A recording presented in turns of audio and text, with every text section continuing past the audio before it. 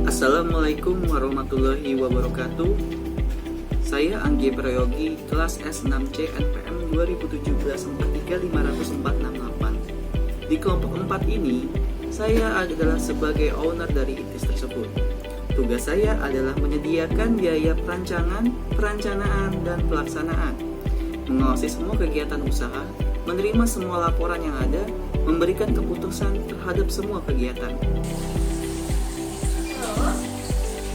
Saya finance manager, di mana tugas saya ialah membantu perencanaan bisnis dan pengambilan keputusan dengan sesuai.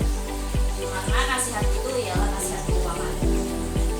Adapun rincian tugas saya adalah satu, mengkoordinasikan dan mengontrol perencanaan.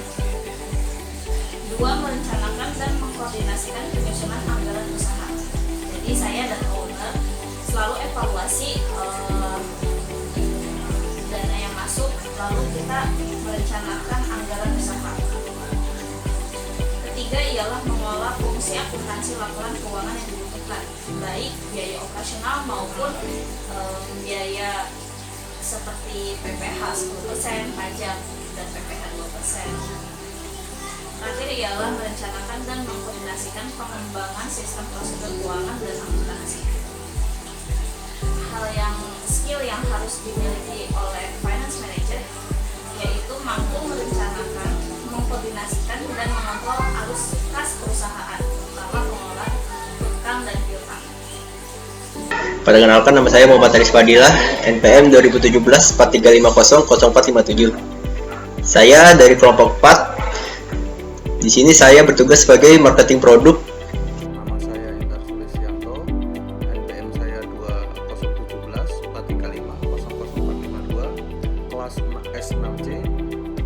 Saya di sini sebagai divisi pemasaran, di mana usaha kami itu mungkin sedikit saya kasih informasi mengenai usaha yang nantinya akan kami terapkan. Semoga aja usaha ini bisa kami terapkan di masa depan atau di kedepannya. Sebagai penanggung jabatan divisi pemasaran, saya mempunyai peran penting. Peran penting itu melakukan pengawasan efisiensi dan efektivitas strategis pemasaran yang telah ditetapkan dalam kegiatan kerja. Tugas yang diberikan saya, yang pertama itu melakukan perencanaan strategi pemasaran dengan memperhatikan tren pasar dan sumber daya perusahaan. Merencanakan marketing itu yang utama, karena saya di bidang perusahaan, di bidang pemasaran. Jadi saya harus bisa merencanakan marketing riset, yaitu seperti mengikuti perkembangan pasar, terutama terhadap produk yang sejenis dari perusahaan pesaing. Yang ketiga, melakukan perencanaan analisis peluang pasar. Yang keempat, melakukan perencanaan tindakan antisipasif dalam menghadapi penurunan order. Jadi di mana tidak mungkin semua yang namanya usaha itu order nggak mungkin akan berjalan terus, dia tetap mesti naik turun. Maka dari itu divisi pemasaran itu sangat penting, ya. Jadi sangat penting dan sangat dalam arti di ujung tombaknya dalam suatu usaha divisi pemasaran. Karena di sini di poin kedua itu ada merencanakan marketing research. Marketing research dalam arti kita semuanya harus tahu di mana kondisi pasarnya, di mana situasi pasar sekarang, apalagi dalam musim pandemi seperti ini, ya kan, orang akan malas berbelanja ke pasar, kemanapun, ke mall atau gimana, kan nggak mungkin. Jadi di sini kita akan juga mengadakan seperti layanan online. Jadi kamu tetap di rumah saja, biar kami yang mengantar. Terus hubungan kerja saya itu sangat simpel, yaitu saya selalu menciptakan atau menumbuhkan dan memelihara kerja sama yang baik dengan konsumen. Jadi kerja saya itu selalu agar bisa hubungan kerja kita itu agar baik, kita bisa diterima di masyarakat. Saya selalu memberikan atau menumbuhkan, memelihara kerja dengan setiap konsumen atau partner kita. merumuskan standar harga jual dengan koordinasi bersama bersama owner atau pemilik perusahaan. Terutama pemilik perusahaan ini kan nantinya dipegang oleh Andi Prayogi. Dia adalah pencetus fashion ini, karena berpikiran kalau fashion di tahun yang akan datang itu akan lebih baik di kalangan masyarakat. Di sini saya juga akan menceritakan sedikit tentang ITIS itu apa sih? ITIS sendiri adalah perusahaan yang bergerak di bidang teknologi dan fashion, di mana kita menitik beratkan dua hal tersebut, teknologi dan fashion.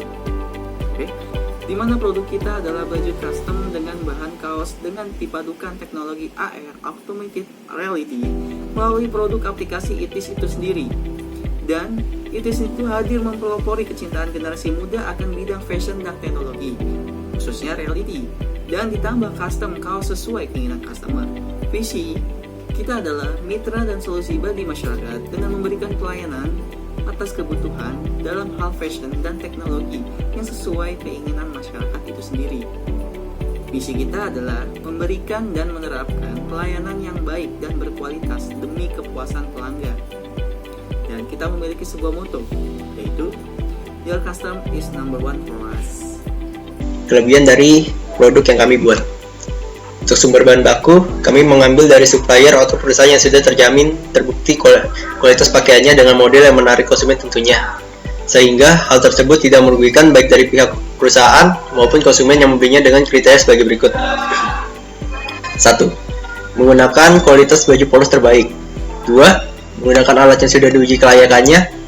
3. Menggunakan tinta DTG asli agar hasil sabun tidak luntur, tahan lama, dan tidak rusak saat dicuci berkali-kali. Keunggulan: kami menawarkan suatu produk yang up to date serta mengutamakan keinginan pelanggan. 2. Memiliki website untuk menawarkan desain menggunakan teknologi Artificial Intelligence atau AI agar apa yang diinginkan pelanggan terlihat sempurna. 3. Kostum pelanggan dan penerimaan pesanan yang cukup mudah. 4. Harga terjangkau dan terbaik dibandingkan yang lainnya. 5. Penjualan dapat dibeli satuan ataupun grosir. Dan ini variasi produk yang kami buat. Ada beberapa macam varian produk yang nantinya akan kami tawarkan sesuai dengan bahan dan kualitasnya. 1. Memiliki keterampilan dalam mendesain gambar menggunakan aplikasi Adobe Corel, Sai, 3D Maker, Unity dengan beberapa alis di setiap bagian. 2. Memiliki keterampilan yang sangat memadai di bidang pembuatan sablon. Kita tahu bahwa usaha yang kami jalani memang sangat banyak dan tersebar di Indonesia. Maka di sini saya akan menjelaskan resiko yang akan kami hadapi, begitupun mitigasi usaha kami. Yang pertama, resikonya ialah kita cukup banyak, membutuhkan modal yang besar. 2. Membutuhkan modal yang besar. Yang ketiga, konsumen akan pergi jika kita tidak mampu untuk inovasi dari pakaian-pakaian yang kita produk pakaian kami. Yang keempat, proses sablon cukup memakan waktu. Dan yang terakhir, konsumen mengakhirkan peran. Maksudnya ialah konsumen sudah membeli barang tapi dia pergi gitu, ternyata tidak ada kejelasan. Kami sudah merincikan mitigasi usaha dari resiko yang akan kami hadapi, yaitu kami melakukan penjualan berdasarkan pre-order dan kami komit terhadap waktu. Jadi kalau memang konsumen ingin merasakan produk kami, itu konsumen harus pre-order minimal seminggu, dan kami akan komit terhadap waktu. Jika memang kami menjanjikan kepada konsumen untuk seminggu, ya kami seminggu. Lalu kami akan mendengarkan saran dan masukan dari konsumen agar kami selalu inovasi. Selain itu, kami memanfaatkan digital marketing untuk menarik konsumen. Dari analisis tingkat pesaing atau rival ya, kalau kita sebut sih rival kita di bidang fashion. Analisis persaing itu merupakan suatu perbuatan menganalisis atau mengidentifikasi apa saja yang dilakukan oleh pihak atau pesaing atau perusahaan yang menghasilkan pesaing barang atau jasa yang mirip dengan produk kita. Jadi pesaing itu seperti rival. Merupakan taktik penting untuk mengetahui apa yang dilakukan oleh pesaing kita dan jenis ancaman apa aja yang mereka hadirkan bagi kesejahteraan finansial bisnis. Adapun hal-hal yang perlu dilakukan adalah yang pertama, kita harus identifikasi pesaing. Jadi dalam arti identifikasi pesaing itu kita harus tahu nih, pesaing itu seperti apa dan dia triknya seperti apa, ya kan? Terus trik atau macam-macam yang barang yang dijual dia itu seperti apa. Jadi kita harus tahu dan kita harus lebih jeli lagi. Kita harus gimana caranya usaha ini, ya kan, dalam persaingan bisnis ini kita lebih unggul atau lebih baik dari produksi mereka. Jadi seperti itu, ya. Yang kedua, menentukan sasaran pesaing. Dalam arti poin kedua ini menentukan sasaran pesaing ini, kita harus lebih jeli lagi nih. Pesaing itu mendapatkan di mana aja nih, misalkan pasar A, pasar B, dia berkuasa, kita harus ngikutin. Nah, sasaran pesaing kita harus ngikutin dia. Dia bergerak secara bidang A, kita ikutin bidang A, tapi dalam kualitas kita harus lebih unggul. Jadi seperti itu dengan harga yang terjangkau oleh masyarakat. Terus untuk poin yang ketiga, identifikasi strategi pesaing. Jadi selain kita harus mengidentifikasi pesaing itu seperti apa, kita harus tahu strateginya juga. Nah, strategi itu gimana, trik mereka cara menjual itu gimana. Jadi seperti itu. Terus untuk yang keempat itu analisis kekuatan dan kelemahan pesaing. Jadi jelas ya, analisis kekuatan dan kelemahan pesaing itu dalam arti kita harus tahu kekuatan atau kelemahan mereka. Jadi kita itu mau cari informasi kejelekan mereka, tapi setidaknya kita mengetahuilah, oh mereka kuatnya di mana sih, oh mereka kelemahannya di mana sih, gitu. Di saat mereka lemah, kita bisa tahu tuh, kita bisa masukin produk kita, asalkan berpikir secara sehat saja. Jadi kita nggak mungkin jangan beli, itu nggak boleh. Dalam dunia bisnis itu haram kita memberikan kunjingan kepada jangan beli produk itulah, jangan. Kita berpikir kita bersaing secara sehat saja. Untuk yang poin kelima itu identifikasi reaksi pesaing. Nah, jadi kita sewaktu kita mengidentifikasi barang-barang dari pesaing, itu kita harus tahu reaksinya gimana. Kalau mereka itu kalah gimana, dalam arti bukan kalah produk ya, tapi kalah dalam arti di sini itu kita itu tahu reaksi pesaing itu gimana. Jadi perubahan dari misalkan dia jual produk pertama nih, terus kita susulin produk kita, gitu kan. Dan ternyata produk kita yang unggul daripada produk mereka. Nah itu mesti pesaing itu akan mempunyai reaksi. Dia mesti memberikan lagi produk yang lebih baik dari kita. Kita tumpangin lagi yang lebih baik lagi. Asalkan yaitu dari poin 4. Jadi kita harus berbisnis secara sehat, ya. Kita juga harus memberikan pesaing itu jangan seperti musuh ya. Jadi kalau bisa dianggap aja pesaing itu adalah rekan bisnis yang nantinya kita bisa maksud saya kita bisa mencontoh kegiatan mereka. Jadi dari segi pertama itu dari pemasaran mereka itu seperti apa, ya kan, terus kinerja mereka itu seperti apa, kita harus mencontoh mereka juga, semangat mereka dalam bekerja seperti apa. Yang keenam yaitu strategi menghadapi pesaing. Nah ini penting ini. Strategi ini yang dimaksud menghadapi pesaing itu harus kita punya 5 poin yang tadi saya jelaskan tadi. Poin-poin itu sangat penting. Itu untuk strategi menghadapi pesaing, ya. Proses produksi kita yaitu pertama, install program dan driver yang sesuai dengan mesin DTG. yang digunakan pada komputer supaya printer terdeteksi pada sistem operasi yang digunakan. Kedua, nyalakan mesin DTG dan tunggu hingga persiapan mesin tersebut selesai berjalan atau panas. Jika sudah, buka desain menggunakan program yang ada pada komputer. Siapkan kaos, polos, dan semprot dengan kompresor dan pada area yang disablon. Yang kelima, letakkan kaos pada tempat yang sudah disediakan pada mesin DTG. Yang keenam, lakukan pengaturan pada program komputer sehingga akan dapat mencetak pada printer DTG dengan akurat. 7. Melalui cetak kaos dan tunggu hingga selesai. Yang kedelapan, angkat kaos dan semprotkan dengan eksposi yang ditempatkan di dalam kompresor. Yang kesembilan, panaskan kaos menggunakan alat hot gun Pigen untuk membantu proses pengeringan sablon. Yang ke-10, letakkan kaos pada mesin press dan lapisi dengan kertas teflon. Lalu, pastikan mesin press sudah disiapkan pada saat proses cetak berlangsung, sehingga tingkat panasnya sudah cukup. Lalu, press kaos secukupnya. Dan yang terakhir adalah, letakkan dan diamkan kaos guna memastikan sablon sudah benar-benar meresap. Untuk memenuhi sumber modal, dan kami mengambil modal dari Bank Sentral Asia sebesar kurang lebih 80 juta. Untuk investasi tambah modal sendiri sebesar 50 juta. Jadi totalnya itu 130 juta.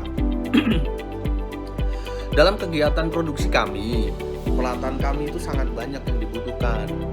Jadi dari peralatan segi pertama peralatan kantor lah, seperti DTG mesin, press mesin, pre-treatment, tinta pigment, hanger, packaging, can master, kuas, tatakan, tenda atau hanger printer, kertas komputer, scanner tool. Nah itu seperti itu harus dipikirkan untuk mendirikan usaha. Makanya tadi bisa dikatakan kita membutuhkan uang segitu besarnya nanti karena untuk memajukan perusahaan kami. Nah, terus untuk kebutuhan pembiayaan, di sini biaya yang diperlukan dalam mendirikan usaha ini adalah 40 juta. Total dengan rincian anggaran dana sebagai berikut. Dengan rincian anggaran itu tempat dan perizinan. Nah, di sini tempat perizinan itu kita membutuhkan untuk sewa tempat aja mungkin 1 tahun 49 juta. Untuk izin usaha itu 1 juta. Perkiraan kita ya. Jadi itu tempat dan perizinan aja 50 juta. Untuk selanjutnya peralatan biaya variabel atau peralatan biaya. Ini bisa dihitung peralatan biaya ini bisa dikategorikan sekitar kita menghabiskan dana sekitar 17 juta seperti pembelian kertas, printer, komputer, treatment, tinta, pigment, ya kan, press mesin yang tadi saya sebutkan dari pertama, hanger baju. Terus untuk pakaian, jenis pakaian yang nanti kami jual itu yang pertama bahan cotton, ya. Yang kedua new stitch apparel. Ini mungkin untuk produksi pertama, mungkin kita akan untuk satuannya mungkin kita akan memproduksi sekitar 30 satuannya 30 deh. Jadi mungkin ini untuk pertama aja, rancangan pertama itu kita membutuhkan biaya untuk bahan ini tuh sekitar 1.200.000. Yang keempat itu aplikasi and e-commerce. Nah, di mana aplikasi ini nantinya akan dikembangkan. Jadi sablon ini seperti apa sih gitu kan? Jadi seperti apa sih baju yang kami terapkan itu? Nah, kami itu sebenarnya menjual kaos. Ketika nanti dipakaikan aplikasi atau menggunakan aplikasi, itu sablon yang di tempat kaos kami itu nantinya akan bergerak sendiri atau dia akan berubah seperti 3 dimensi atau 4 dimensi. Seperti itu sih. Untuk biaya e-commerce atau aplikasi itu yang pertama jasa pembuatan website e-commerce itu sekitar 3 jutaan. Untuk server Synology itu 2,5 juta, karena itu perkiraan. Untuk hard disk 14 tera itu kita membutuhkan sekitar 8 juta. Ini totalnya 13,5 juta. Ini hanya perkiraan. Untuk total modal awal itu karena kita tempat dan perizinan itu 50 juta, peralatan itu 16 juta, pakaian 1,2 juta, itu totalnya 81 juta. Jadi total semuanya karena kita udah dapat dari Bank BCA. Jadi sisanya untuk modal kita dan Bank BCA itu, nanti sisanya akan kita pergunakan untuk yang lainnya seperti pembiayaan karyawan, gaji karyawan, ya kan? Jadi seperti itu untuk kerinciannya. Untuk biaya operasional yang kedua. Yang kedua, biaya operasional. Nah, biaya operasional ini nantinya akan diperlukan ya lumayan banyak. Yang pertama operasional umum. Nah, ini terdiri dari listrik yang tadi saya bilang itu, dari gaji karyawan, listrik, iuran keamanan, iuran kebersihan dalam 1 bulan itu menghabiskan total 30 juta. Untuk operasional promosi itu kita menghabiskan sekitar 1,5 juta. Yang pertama biaya iklan di website, yang kedua biaya leaflet and brochure. Untuk yang ketiga itu total operasional per bulan. Jadi total operasional umum seperti 30 juta, operasional promosi itu 1,5 juta. Jadi bisa dikategorikan yang tadi itu operasional umum sama operasional promosi itu bisa dijadikan 31,6 juta. Jadi total dari 81 kalau ditambah ini itu sekitar 120-an, 110 deh. Perkiraan biaya, ya kan? Perkiraan biaya, harga yang dikenakan dalam perkiraan biaya itu terjangkau oleh masyarakat. Seperti ini kan, kita membuat ringkisan biaya ini. Jenis produk yang 2 dimensi atau 3 dimensi. Untuk tipe baju kos cotton atau new state apparel itu kita berandal dengan harga 80 ribuan sama 75 ribu untuk yang cotton. Sedangkan untuk state apparel itu 85 sama 80 karena bahannya lebih bagus, kualitasnya juga lebih enak, nyaman dipakai. Itu untuk jenis produk 2 dimensi atau 3 dimensi. Sedangkan untuk jenis produk yang 2 dimensi dan 3 dimensi dengan 4 dimensi virtual image. Nah, yang ini yang saya tadi bilang. Virtual image itu nantinya gambar itu bisa seperti bergerak sendiri ketika kita menggunakan aplikasi by handphone. Nah, apalagi kecanggihan teknologi sekarang udah bagus. Kita tinggal unggah aplikasinya, nanti kita terapkan seperti kita memakai foto, kita lihat. Nah, itu gambar itu, sablon itu nanti akan bergerak sendiri. Yang pertama kita memang agak mahal ini untuk yang 4 dimensi virtual image itu, karena yang bahan katun aja itu kita bandrol dengan harga 130.000 dan untuk state apparel itu kita bandrol harga 145.000. Sedangkan ada yang jenis lagi itu 3 dimensi dengan 4 dimensi virtual game. Nah, beda. Kalau tadi virtual image, tapi ini virtual game. Yang virtual game itu nantinya sablon itu seperti kita bermain game. Itu bisa bergerak-gerak sendiri, kita main game seperti main game itulah. Nah, terus untuk bahan yang katun itu kita bandrol dengan harga 150.000 paling mahal. Dan stitch apparel itu 175.000. Nanti untuk konsumen nanti bisa menjual lebih dari itu. Karena memang harga di pasaran saja sekarang satu kaos itu 250 kalau kalian tahu. Ya, jadi 175, 150 itu masih murah. Itu produk yang kita tawarkan itu sangat murah karena kualitas juga yang nomor 1. Jika dihitung per penjualan kaos, per kaos hanya harga 80.000 dan terjual sebanyak 50 kaos dalam sehari, maka dapat dihitungkan sebagai berikut. Harga jual yang kami pasarkan satu itemnya ialah 80.000 dengan harga produksi 35.000, sehingga kami memiliki keuntungan 45.000. keuntungan itu di luar investasi, di luar sewa tempat dan biaya lain. Dari pengeluaran yang sudah dirincikan dan sudah dijelaskan, jadi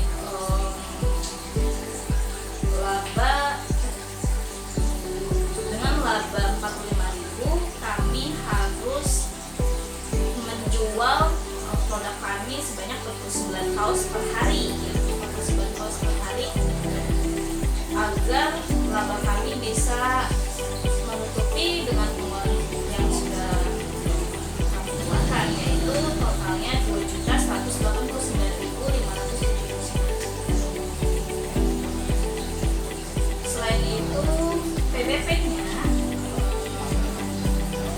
ialah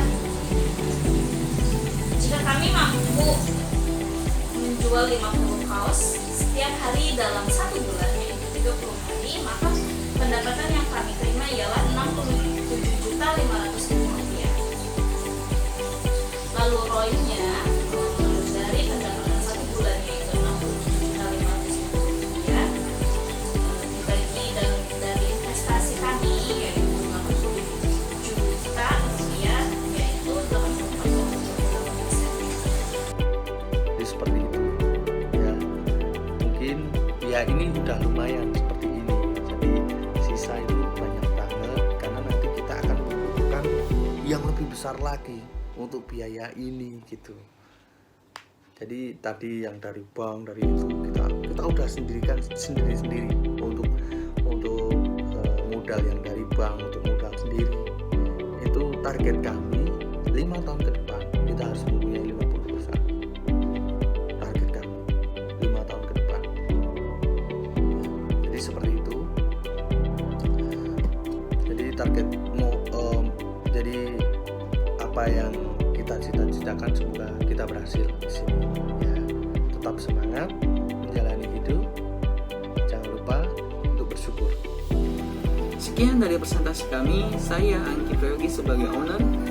Saya Maulida Nadia Sari sebagai Finance Manager di Inggris. Saya Muhammad Aris Fadilah. Saya Indar Sulistyanto mengenai bisnis kami yang akan kami rancang untuk tahun ke depan setelah lulus atau gimana, mungkin dari berawal dari pertama ini kita nanti bisa merancang untuk bisnis ke depannya seperti itu.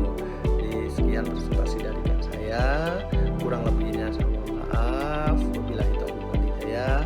Assalamualaikum warahmatullahi wabarakatuh. Salam sukses selalu.